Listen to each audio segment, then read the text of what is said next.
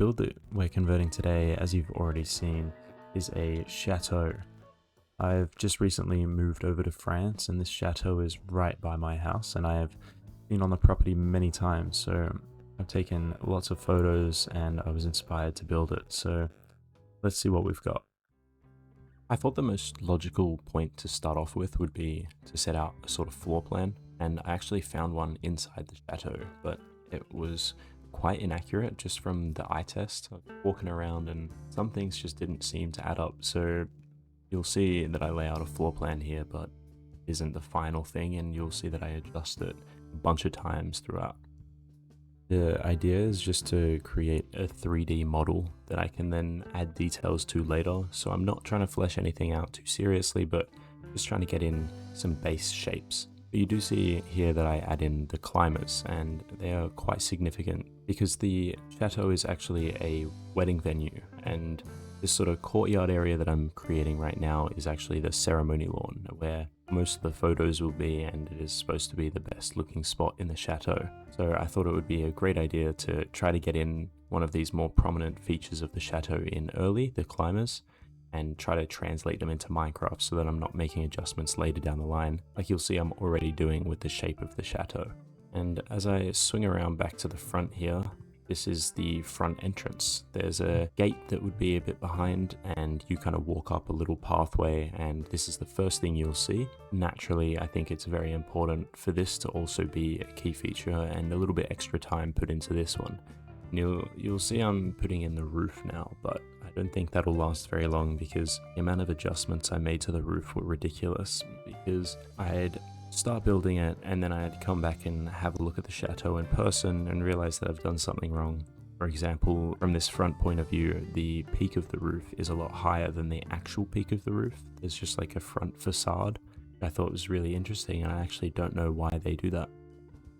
You know, I think it's pretty clear from this point that this is going to be a bit of a guess and check the whole way through, where I'm making adjustments as I go. And you'll see this is what I meant by the facade earlier.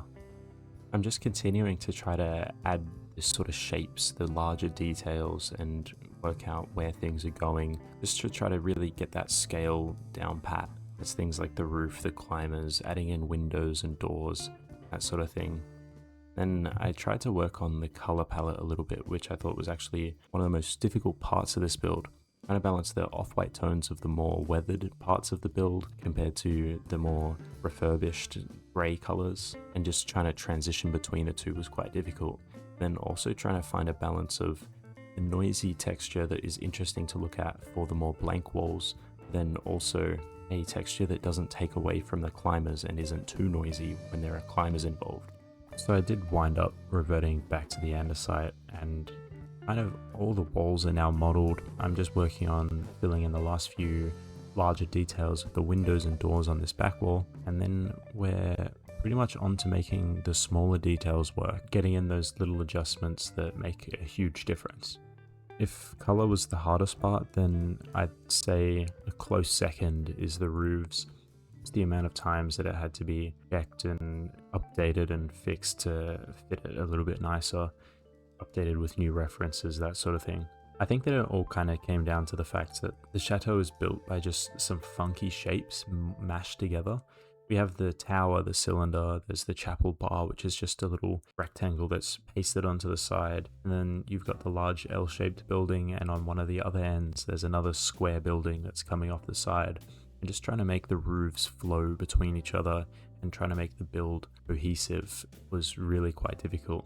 Now I'm trying to chuck in some diorite paths. It's supposed to represent like these little pebbles that is all across the chateau, and I think that it is also one of the cool features of the chateau, where there's the massive courtyards with these gorgeous white paths kind of leading you around. The chateau is a huge property. I only built like the main manor, like the largest building. I'm kind of laying out the other parts here. There's the wedding barn on the back right and the workshop over on the left, and I kind of lay out where the front gate is. I did remove this later, and I think that maybe it's a job for the future. If this video is enjoyed, if you like the video, let me know, and I'll try to continue and try to finish off the build. I think I will try to come back to the build multiple times, and I think it'll be fun. Okay, now we're getting serious. We're going to get all the leaves, the climbers out the way and focus on some coloring. So I've laid out some color palettes down there, and to start off with, I just tried to get in the sort of structural blocks. I used stone bricks to kind of show like the load bearing areas, the doors, windows on the roof line, and on the corners of buildings. And at a point here, I kind of go back and show some wear and tear in it, because this is a very, very old building. I think, if I'm not mistaken, about 600 years old. So it's been through quite a lot, the building, and I'm trying to emulate that aging and the wear and tear that it's been through. And I've put the foliage back so that I can use an axiom command to turn all the blocks adjacent to the leaves into yellow wool. And then I went through and textured. I think that the by hand approach is much nicer, and also for this build I think a lot easier to do than trying to use axiom.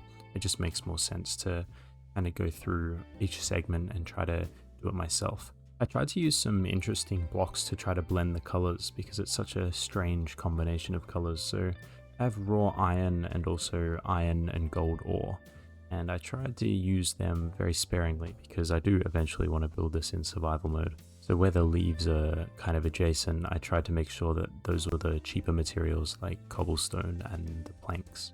So it was just kind of slowly going around, trying to find like the wedges, the corners where there would be a lot of this wear and tear, and trying to just slowly get rid of all of the yellow wool. And you should take note that at this point we're about 10 hours into the build. This back section of the build with the azaleas and the diorite, that is the canopy terrace where guests have their first glass after the wedding ceremony. And it is a gorgeous area with lots of foliage, and unfortunately I never got to adding it, but I think that's another thing that I'll come back to and add in the sort of trees and plants that are growing in that area. Here you'll see I'm working on the back end, which this is a part of the chateau that you don't see very often, but it is the back end of the chateau that's just like a little path down the side. And I got some gorgeous photos and used the references to create this back area with so much foliage that just brought everything together really nicely. And I think that that's the sort of thing that works with everything, where the foliage just does make it tie into the ground a little bit more, makes it feel less like it's just a building that's been sprouted up, and it's more in with the environment. And while it's in a super flat world, I think that this is something that makes a huge difference. And I've gone around with mossy cobblestone and stone bricks to try to emphasize the vines and the climbers a little bit more, and kind of show that little, like, the weathering and damage that it's being caused to the actual structure behind it. And after the little jittery skip in time where I forgot to press play on the flashback, you'll see that I'm on to my like 17th take of the roof. It really was just trying to look at the references and make adjustments as I got new camera angles and photos that I could then use. This is probably my favorite part of the build, where I get to go through and add the tiny little details, just fleshing out the erosion, adding the signs and buttons, and just the small little details that I really do think they make the world of difference. They just help the erosion to sort of blend a little bit nicer. They take away the more abrupt edges, especially when you're looking from a distance. You'll also see that I was trying to work out a little gradient for the climbers. There's a little bit of experimentation, but I wound up getting 3 kind of similar colored leaves. I think is mangrove, oak, and maybe birch. And I just made a little gradient using the Axiom Gradient Painter tool, and just use that all around. And you'll see the resin on the right here with the azalea leaves, and that was to represent the climbers. They have little flowers that can blossom, and they usually get pruned, but sometimes you can just see them peeking through.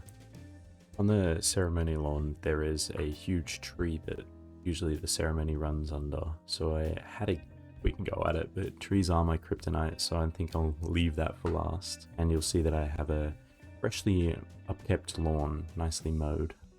Next here you'll see a quick montage of me just trying out different blocks, textures, colors, gradients, whatever I could figure out. And I was trying to cheat and use a little bit of Axiom to save some time.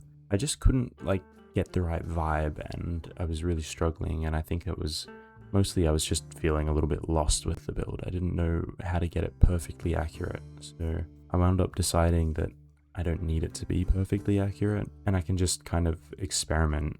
I was trying out tools like the gradient painter, the noise painter, and all sorts of stuff, and I even tried changing the roof up a little bit. Nothing was really coming together, so we reverted back to the old build. I think that from that experience I've learned that by hand is definitely the way to go for builds, but when it comes to terrain, Axiom can be a very helpful tool to kind of get the gradients going properly. Now it is finally time to work on the trees. I created that outline based on a few photos I'd taken, and then I was trying to just fill in the branches as I please. I think that this one ended up just being a little bit of a spam of leaves. I put in the branches almost like a pine tree, and then just held down the right click button to no avail really. This tree ended up looking pretty rubbish. So I got sick of it and I moved it over to the side and had another go at another one. And this one I also didn't adjust, so I ended up building it kind of tapering to the top with the branches, the same as a pine tree. When oak trees are more kind of overarching with the canopy, they kind of open as they get to the top, whereas a pine tree tapers to the top. So I was trying to do both at the same time and it just wasn't creating a great tree. I think that these trees are going to kind of be thrown to the side and they'll be used as sort of background trees. It'll create a nice density of trees for the background of the thumbnail, that sort of thing. Because there are quite a few trees on the property, but this tree here on the ceremony lawn I think is the most important one. I'm trying to get that one right. And then there's one over to the front as well that you'll see I end up putting a tree over there. And then in the middle of this field here, there are quite a few trees, and I add in a fair few and just kind of try to rotate them to make it look like there's more different trees. And this is another thing where I think I'll come back and try to really perfect those trees and get everything looking right. And as we swoop around here, this is the thumbnail. So we're right at the finish line. So this is where we're at for right now. It's most definitely not done and it's definitely going to be continued. But if you'd like some updates on it, come and check out my Discord. It'll be in the description below. And I'll be posting updates on there as I go through and work on new videos, new builds, stuff like that. But really, other than that, thank you for watching, and I do hope that you enjoyed, and I'll see you in the next one. Bye-bye.